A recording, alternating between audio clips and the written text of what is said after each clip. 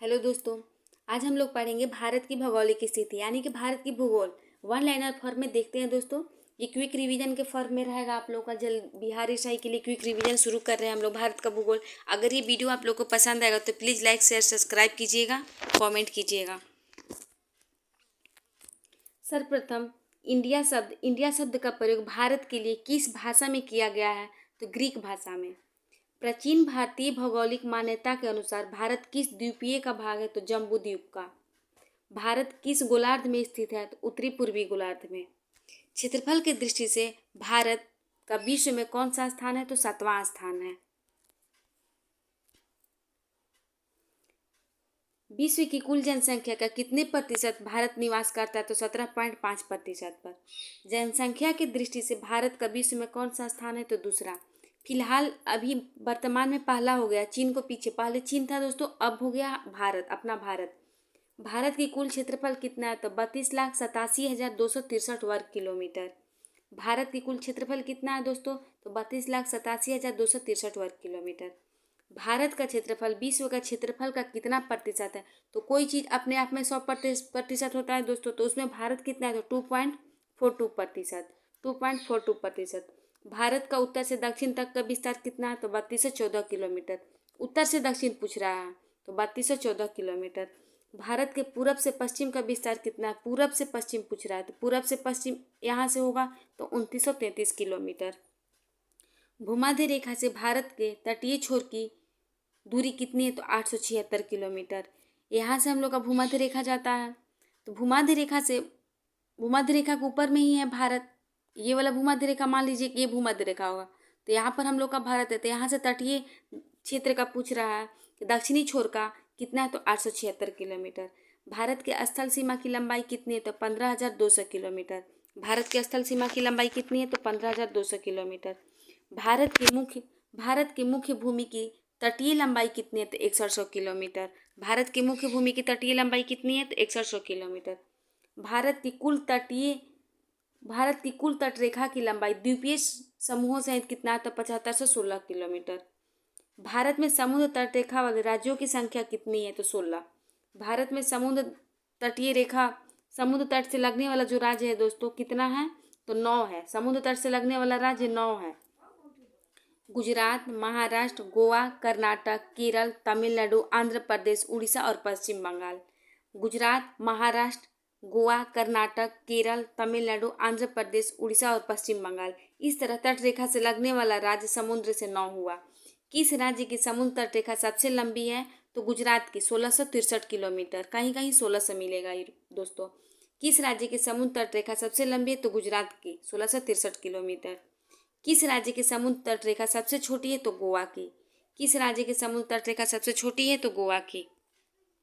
अब हम लोग पढ़ेंगे भारत के देशांतरीय एवं अक्षांशीय विस्तार। संपूर्ण भारत का अक्षांशीय विस्तार कितना है? तो 8,4 से 37 डिग्री 6 मिनट उत्तरी अक्षांश।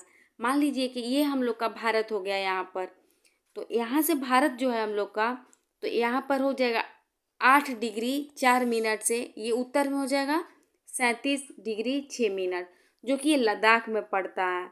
37 डिग्री 6 मिनट लद्दाख में। संपूर्ण भारत का अक्षांशीय विस्तार पूछे तो 8 डिग्री 4 मिनट से 37 डिग्री 6 मिनट उत्तरी अक्षांश। भारत का देशांतरीय विस्तार कितना है? तो ये पूरब से पश्चिम में जो होगा भारत का, मान लीजिए हम लोग का भारत है तो भारत के पूरब, ये उत्तर से दक्षिण हो गया, पूरब से पश्चिम, तो 68 डिग्री 7 मिनट से 97 डिग्री 25 मिनट। 68 डिग्री 7 मिनट से 97 डिग्री 25 मिनट तक भारत का देशांतरीय विस्तार स्थित है। भारत की मुख्य भूमि की दक्षिण सीमा कितने अक्षांश पर है? तो 8 डिग्री 4 मिनट उत्तरी अक्षांश, जो कि कन्याकुमारी या केप कोमोरिन इसको बोला जाता है। भारत का दक्षिणतम सीमा कितने अक्षांशों पर स्थित है? तो 6 डिग्री 4 मिनट उत्तरी अक्षांश, जो कि अंडमान निकोबार में स्थित है। भारत का दक्षिणतम सीमा कितने अक्षांश पर स्थित है? तो 6 डिग्री 4 मिनट। भारत का दक्षिणी छोर क्या कहलाता है? तो इंदिरा पॉइंट, जिसको 6 डिग्री 4 मिनट उत्तरी अक्षांश। भारत का दोनों अक्षांशीय एवं देशांतरीय विस्तार कितना है? तो 30 डिग्री। अक्षांशीय एवं देशांतरीय विस्तार का अंतर अगर होगा दोस्तों तो 30 डिग्री का होगा। इंदिरा पॉइंट को किस दूसरे नाम से भी जाना जाता है? तो पिगमिलियन पॉइंट से। भूमध्य रेखा के निकट कौन सा स्थान है? तो इंदिरा पॉइंट। भूमध्य रेखा के निकट कौन सा स्थान है? तो इंदिरा पॉइंट। इंदिरा पॉइंट भूमध्य रेखा से कितनी दूरी पर है? तो 876 किलोमीटर। इंदिरा पॉइंट कहाँ स्थित है? तो अंडमान निकोबार द्वीप समूह में। भारत का सबसे पूर्वी बिंदु पूछ रहा है तो किबुथु अरुणाचल प्रदेश में। ये हो गया उत्तर से दक्षिण, ये पूरब से पश्चिम। तो भारत का पूर्वी बिंदु पूछ रहा है तो किबुथु अरुणाचल प्रदेश में। भारत का सबसे पश्चिमी बिंदु पूछेगा तो गौर माता या गुहार मोती, जो कि गुजरात में है। इसको सर क्रीक में भी बोला जाता है। भारत का उत्तरतम बिंदु इंदिरा कौल लद्दाख में है। इंदिरा कौल कहाँ है? तो लद्दाख में। भारत के मध्य से कौन सी रेखा गुजरती है? तो कर्क रेखा, जो कि 23.5 डिग्री उत्तरी अक्षांश से गुजरती है। मान लीजिए कि ये हम लोग का भारत है।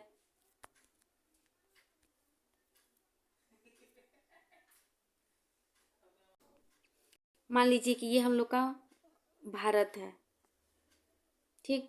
तो यहाँ से 23.5 डिग्री उत्तरी अक्षांश यानी कर्क रेखा गुजरता है। कर्क रेखा 8 राज्य से गुजरती है। यहाँ पर हो जाएगा राजस्थान, फिर हो जाएगा आपका गुजरात, फिर मध्य प्रदेश, छत्तीसगढ़, झारखंड, पश्चिम बंगाल और इसके बाद होगा त्रिपुरा, फिर मिजोरम। राजस्थान, गुजरात, मध्य प्रदेश, छत्तीसगढ़, झारखंड, पश्चिम बंगाल, त्रिपुरा और मिजोरम। तो दोस्तों इस तरह से हम लोग